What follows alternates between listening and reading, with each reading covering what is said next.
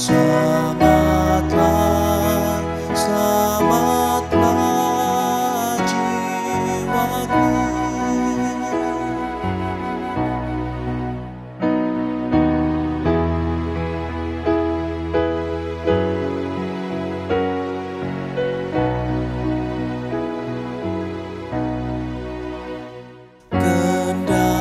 Kendati pun susah terus menekan, dan iblis kerap menyerbu, Tuhanku mendidik anaknya tetap. Selamatlah, selamatlah jiwaku. Selamatlah jiwaku. Selamatlah, selamatlah jiwaku.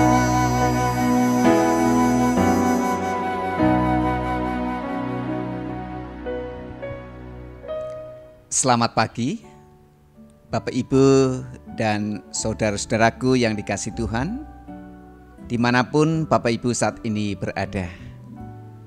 Puji dan syukur kita panjatkan kehadirat Tuhan, karena pagi hari ini kita semua masih diberi kesempatan untuk menikmati hari yang sangat indah, hari yang penuh dengan berkat Tuhan.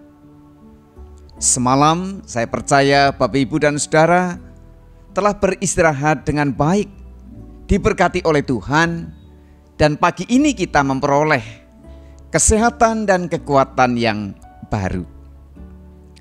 Bapak Ibu dan saudaraku yang dikasihi Tuhan, sebelum kita melanjutkan kegiatan, pekerjaan atau aktivitas kita apapun juga, mari saudara pagi ini kita mengucap syukur, kita berdoa, dan juga mendengarkan sabda Tuhan.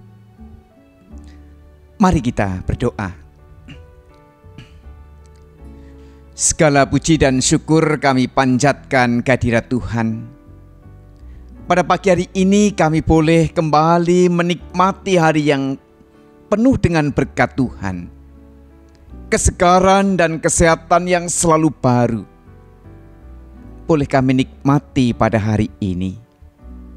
Tuhan Yesus, sebelum kami melanjutkan kegiatan, pekerjaan, atau aktivitas kami yang lain, kami memohon berkat Tuhan. Kami akan mendasari dengan firman Tuhan yang kudus, agar hidup kami dapat kami jalankan dengan baik. Kami dapat selalu bersyukur dan juga mengandalkan hanya kepada Tuhan. Terima kasih Tuhan. Berkati firman Tuhan yang akan kami baca dan kami dengarkan.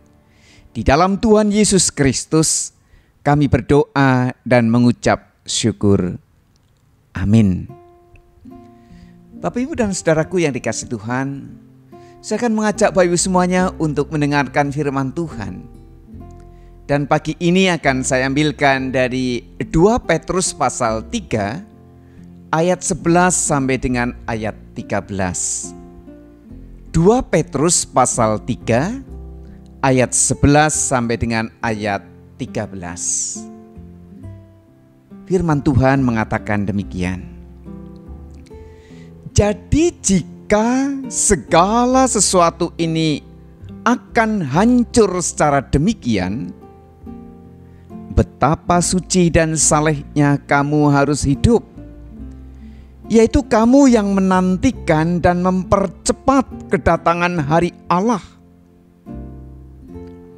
Pada hari itu langit akan binasa dalam api dan unsur-unsur dunia akan hancur karena nyalanya. Tetapi sesuai dengan janjinya, kita menantikan langit yang baru dan bumi yang baru, di mana terdapat kebenaran. Saudara-saudara yang dikasihi Tuhan, saya akan mengambil sebuah tema, hidup seperti apakah yang kita kejar? Hidup seperti apakah yang kita kejar? Saudara-saudara, saya pernah melihat iklan dari salah satu toko online. Di dalam iklan itu diceritakan ada seorang anak yang mengajak sang ayah, dan sang ayah ini pekerjaannya adalah seorang pembuat jam.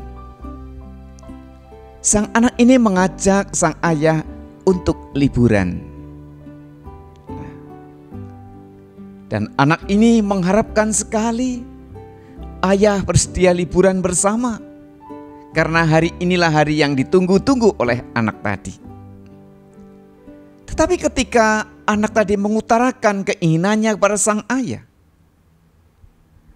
alangkah terkejutnya ketika sang ayah menolak dan tidak mau berlibur bersama anak.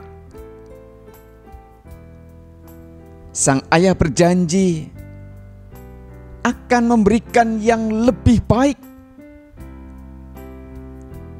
Sang ayah akan membuatkan sebuah jam yang terbaik untuk anaknya. Dan sejak saat itu sang ayah sibuk bekerja siang dan malam di bengkelnya. Dia kurang peduli terhadap keluarga, terhadap anak yang semakin hari semakin bertumbuh besar.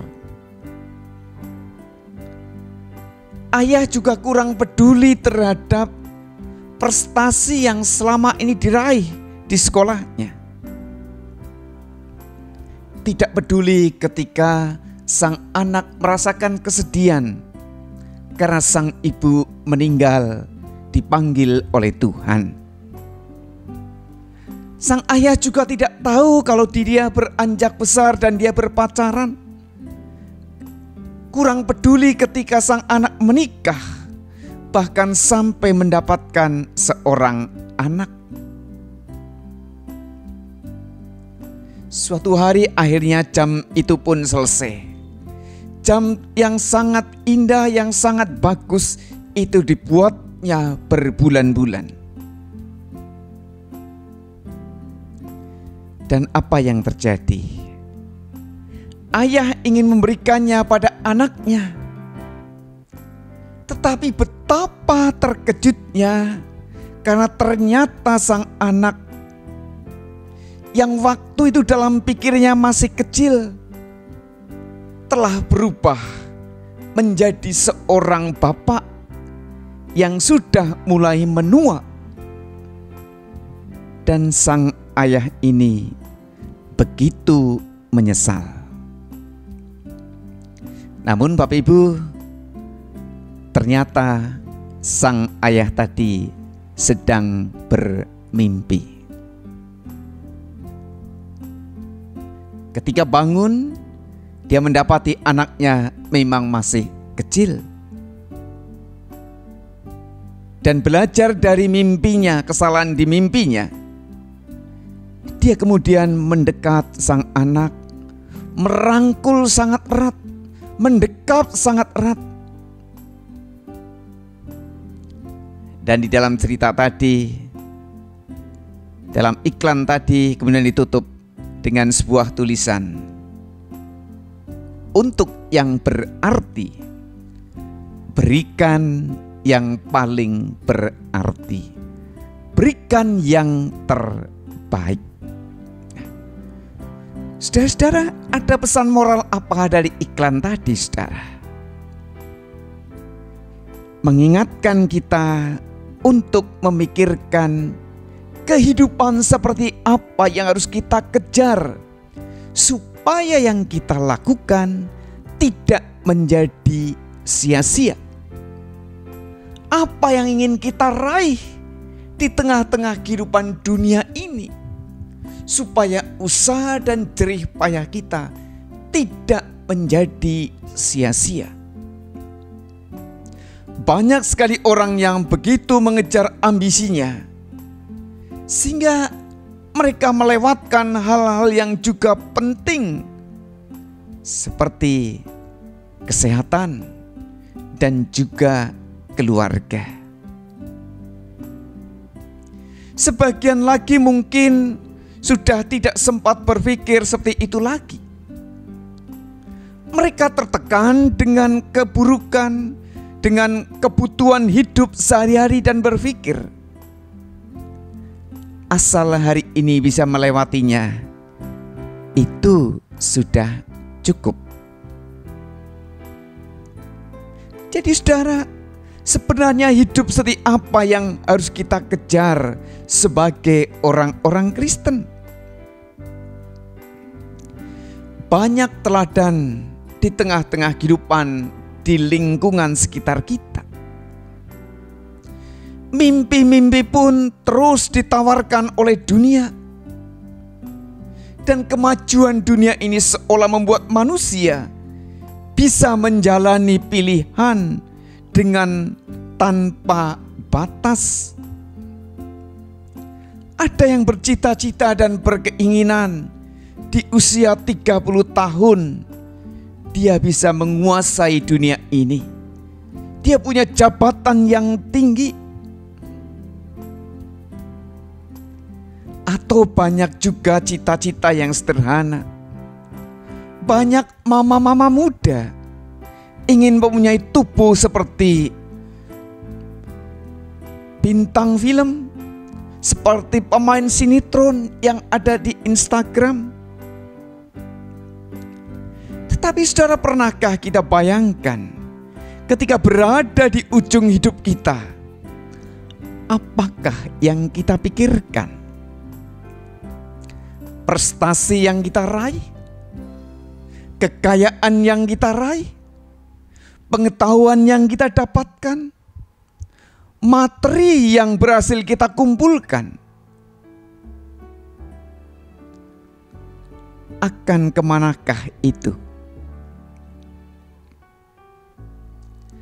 Alkitab mengingatkan bahwa dunia yang kita kenal sekarang akan berlalu dan diganti dengan dunia yang baru.